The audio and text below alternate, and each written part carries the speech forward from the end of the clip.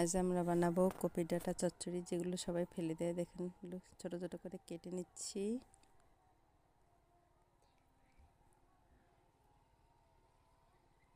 দেখুন কাটা হয়ে গেছে। আলু আর বেগুন একসঙ্গে দিয়ে কেটে নিলাম। এবার একটু সেদ্ধ করে নেব, অল্প একটু জল দিয়ে সেদ্ধ করে নেব।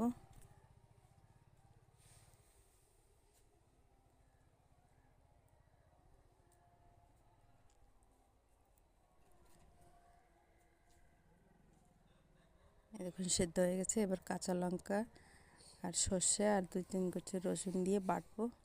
কড়াইতে দিয়ে দিলাম তেল, তারপরে পাঁচফোড়ন দিলাম।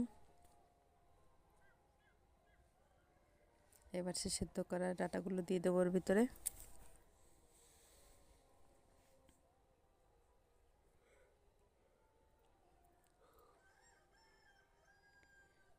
হলুদ দিয়ে দিলাম,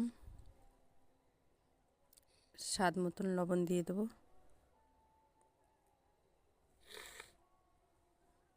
আর সেই বাটা সর্ষে বাটাটা দিয়ে এবার নাড়তে থাকতে হবে। সুন্দর করে ভেজে নিলাম। জল দেওয়া লাগবে না, এমনি জল না দিলেই হয়ে যাবে, সেদ্ধ করা তো। স্বাদের জন্য অল্প একটু চিনি দিয়ে দিলাম। নাড়তে নাড়তেই হয়ে যাবে চচ্চড়ি ভাজা।